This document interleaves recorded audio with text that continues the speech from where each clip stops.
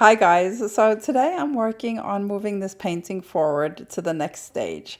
And while I do that, I thought I'd share a bit of my own story. Like how I got into painting, what inspires me beyond the canvas. It's something that I don't talk about that often, but I know so many artists struggle with finding their own way, so maybe my journey will resonate with you. So right now I'm at that middle stage where things can feel a bit uncertain, kind of like my journey into painting itself. So while I work through this, let's talk about how I ended up here, painting abstract art, and why it became such a huge part of my life. So I didn't start painting until I was about 49. My kids were on their way out of the house, and suddenly I had all of this time. But I had no idea who I was outside of being a mom. Looking back, I think that loss of identity had started way earlier, like when I was growing up. I was always focused on my mom, who was bipolar, and I took on the role of caretaker at such a young age that I never had the space to figure out what I liked or who I was. But I did know one thing, and that was I loved drawing as a kid. I was the one who was always doodling in school. So when I found myself with all this time again, I figured that I could start drawing. And I got into portraits and then art journaling. And at some point, I stumbled across an Italian artist. I think her name was Agnes Cecilia. And she made such beautiful watercolor portraits. And I was obsessed with her work because they were so, it was so expressive.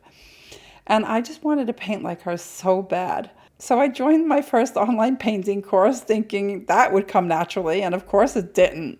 I was frustrated and caught up in perfectionism and convinced that I would never be good enough. But I kept going anyway. But even then, I didn't have like a clear direction. I didn't have somebody that guided me through the steps, like do this and then this and then this to get to where you want to go. I had to take this long, winding road. And it wasn't until 2018 that I was introduced to abstract expressionism. And the moment I heard about artists like Joan Mitchell and Elaine de Kooning, I just knew that this is what I was meant to do. I had this deep, undeniable urge to express what was going on inside me, and abstract painting gave me the freedom to do just that. So that brings me to what inspires me today. Because I realize that my inspiration isn't just about what I see, it's about what I feel. It's about my life experiences and the highs and lows that I've had in life, the messy emotions that don't always fit neatly into words, right?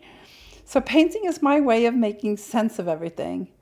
And it's really exciting and it feels really good, but it's also scary because expressing myself fully like that means that I need to be vulnerable. So for me, painting means sharing all of me, the light, the dark, the raw emotions. But the beautiful thing about art is that it leaves room for interpretation. And even though I express myself in an authentic way, my work can connect with people that have just felt similar emotions, even if their experiences are completely different from mine. And even now, I still have moments where I doubt my own choices.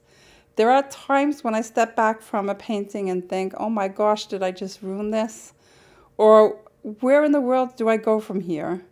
But I've learned that the only way is forward, and all you have to do is keep going.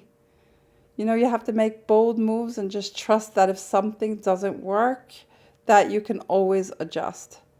And that's the beauty of painting, because it's never really done until you decide it is, right?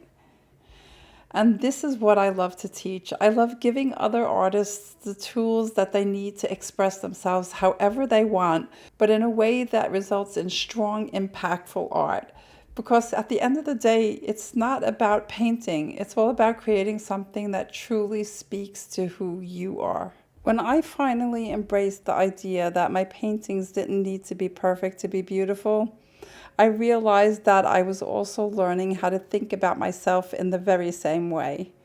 I used to be that person who wanted to be perfect. I had to have the perfect party, or I wasn't good enough. I had to have the perfect home or it wasn't good enough. But painting taught me that I am enough just as I am. And it's okay for the world to see my imperfections because they are what makes me me. And it's okay for others to see because now I understand that other people have flaws too. And that makes them able to see themselves in me and what I do. So that shift has made a big difference, not just in my art, but in how I see the world. So, in many ways, expressive abstract painting allowed me to become the person I am today because it allowed me to express things that I had been ashamed of, things that I had been hiding my whole life, things that people had told me about myself that I believed to be true, like I was too loud or I was too much, and all of that.